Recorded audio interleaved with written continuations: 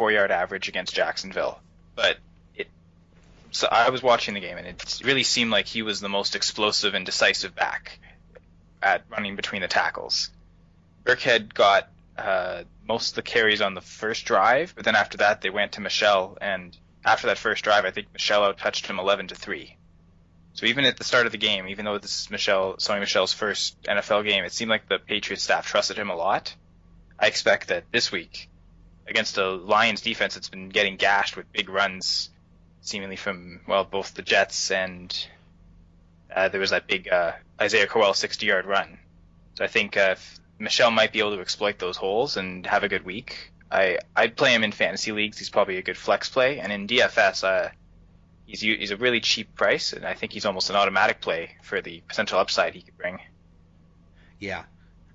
I think they eased him in because he was injured, and also because it was his first game. But yeah, I'll bet he's going to get a big workload in this game.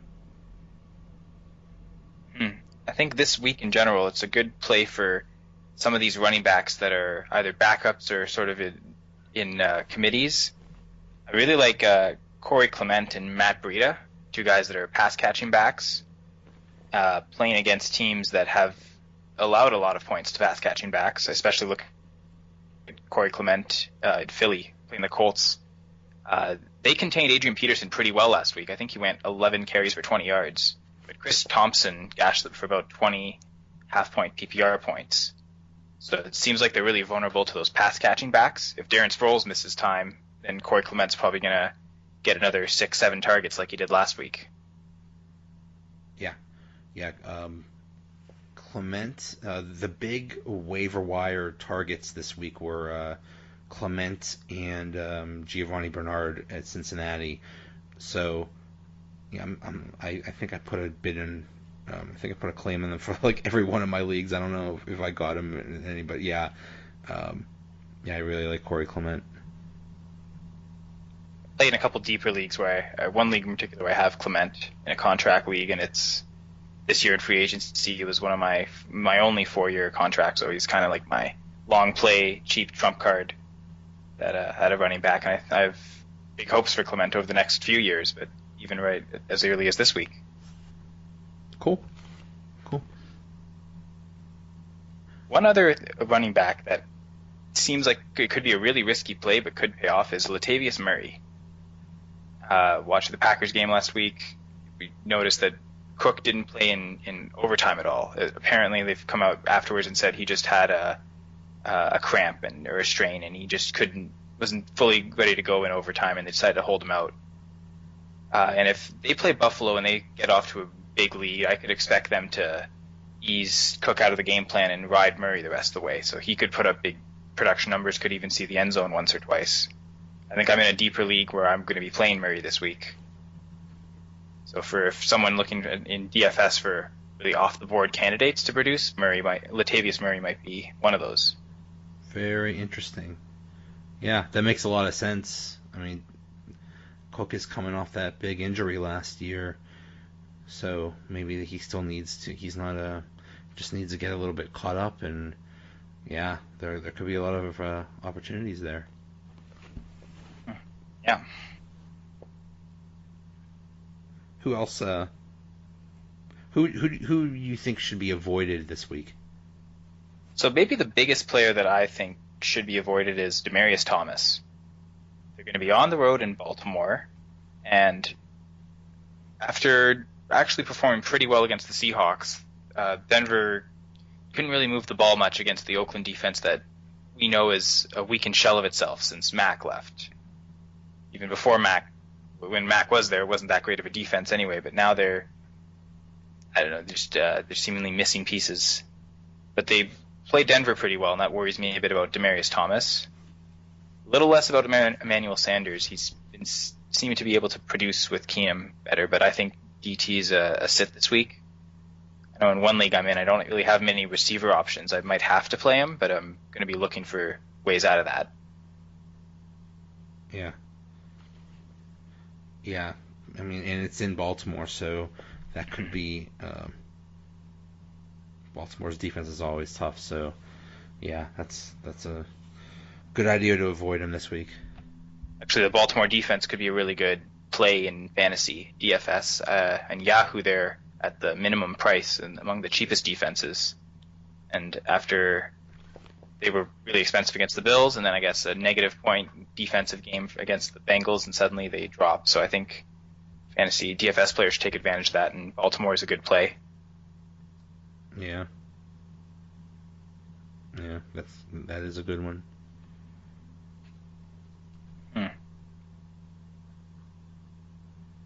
Okay. Is there anybody else you don't like? I think if Larry Fitzgerald plays, he'd probably be a player to avoid this week. I mentioned I think I'd still play David Johnson against the Bears. I think the way to beat that defense is to run and try and run away from that pass rush. But I could see Fitzgerald, if he's hobbled at all, not being able to separate. Bradford not having the time to throw could be a pretty bad week. Yeah. All right, Kyle. Thank you so much. Kyle Senra is at Nyama_KS on Twitter. And you can find him at Going for Two, full press coverage, Flurry Sports, Dynasty Dads, Nyama Sound, and don't forget their new album, Nyama Sound EXP, that is out. Kyle, thank you so much. Thank you, Joe. Okay, now for our weekly picks. I have Chef Warzu. Coach, how are you tonight, sir? Doing pretty good. How you doing, Joe? Oh, I'm exhausted. I'm exhausted from the Steelers.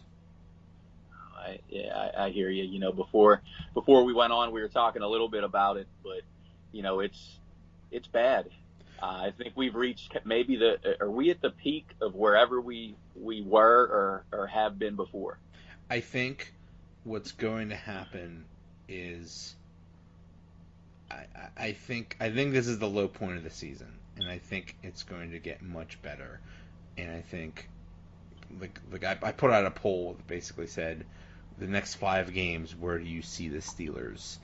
How many wins are they going to have in the next 5 games? And I think they'll pull out of this, and I think they'll get 3 or 4 wins in the next 5 games. This reminds me of last year when after that Bears game and there was that big national anthem controversy. Then I believe the next game was the Baltimore game where Antonio Brown threw the water cooler, and then they just started winning and everything was okay. And I think that's what they're hoping for now.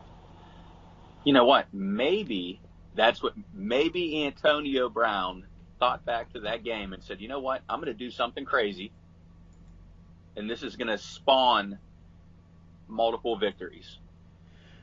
Yeah. And I hope so. Because, the weird thing is, it wasn't him having arguments on the sideline that freaked people out. It was skipping work. He just didn't show up. You know, like you said, I mean, the sideline thing to me, I mean, that's really not a big deal. I mean, it all started with, calling out Jesse Washington and, the things, the trade me thing. And it was more to me the off the field stuff really than that. I had a big conversation on Twitter. I mean, people were going crazy. Like I said on Twitter, every great wide receiver in some form or fashion at some point in their career has complained, whether it not have been to the tune of Antonio Brown on the sideline, but they have done it. All the greats, even Larry Fitz. I know people are killing me for it. I was thinking that today too. It's like, why is every wide receiver have to be like that? Why do they have to get mad when they don't get the ball all the time, demand the ball? First of all, Antonio has led, I believe he led the league in targets these past 2 weeks. So it's not like they're not trying. Yeah, for a long time, but it's not like they're not trying to get him the ball. I think maybe he's frustrated because Ben has been off on his throws. He did this last year at the beginning of the year too. He's off on his throws, and they're just not getting to him, and he's not getting his stats. So I don't know. I don't know. I've heard so many theories as to why he might be mad, but that might be it. That he might be mad that Juju and even Jesse James has better stats than him at this point in the season. You know what? I mean, I think that's part of it. I mean, to me, I think a big part of it was OBJ getting all that money. I mean, Antonio Brown's not the highest paid wide receiver in the game anymore. Yep. You know, and then on top of that, I mean, in his head, he's not getting the ball enough. You know, I mean, like I said on Twitter this week too, Jerry Rice complained after a 31-20 win about not getting the ball in San Francisco. I mean, it happened. It's an emotional game, but I mean, man, he's getting a heck of a lot of targets. That's the thing. Yeah, it's not like they're not trying to throw to him, and I mean, so what? Another thing is, like, I think this happened with Des Bryant too. It's like you complain so much that you want the ball that it actually hurts the entire team. It hurts the entire offense because you're trying to force the ball to this one guy, and the other team, the defense knows this. So I don't know. I don't know, but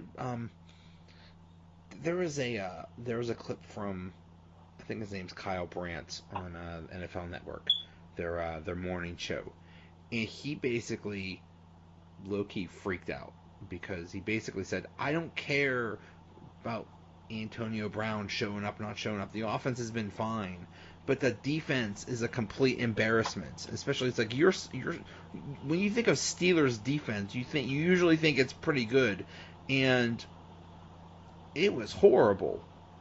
And they should be. That's what I was thinking when I was seeing the game on Sunday. It's like they should be ashamed of themselves. Now, my beef with this defense is more.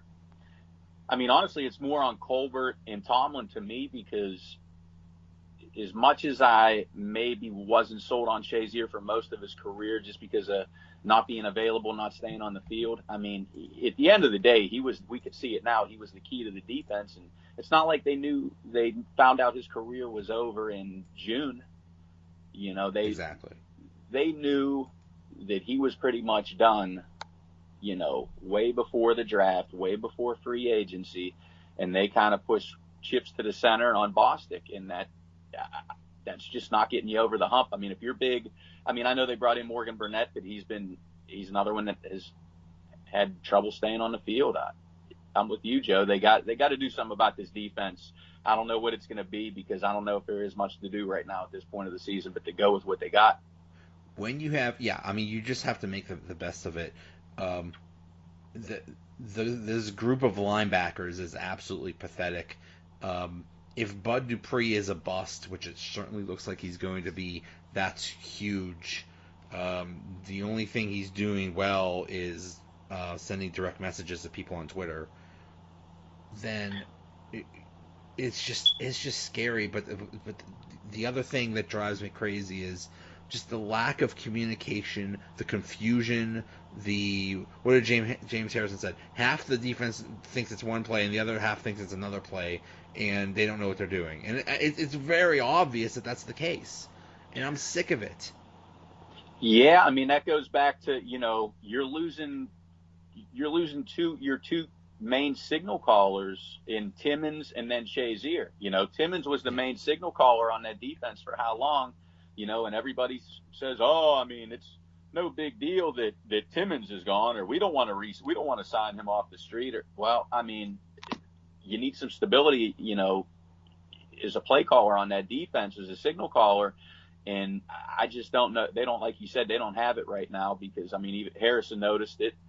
I mean, fans are noticing it. You know what? Simplify it then. Make it real simple. You cover him. There, you're done. I mean, it you know, that's another thing. I think coaching staffs make playbooks and schemes overly ridiculously complicated just to justify their job. It's football. It's not that hard.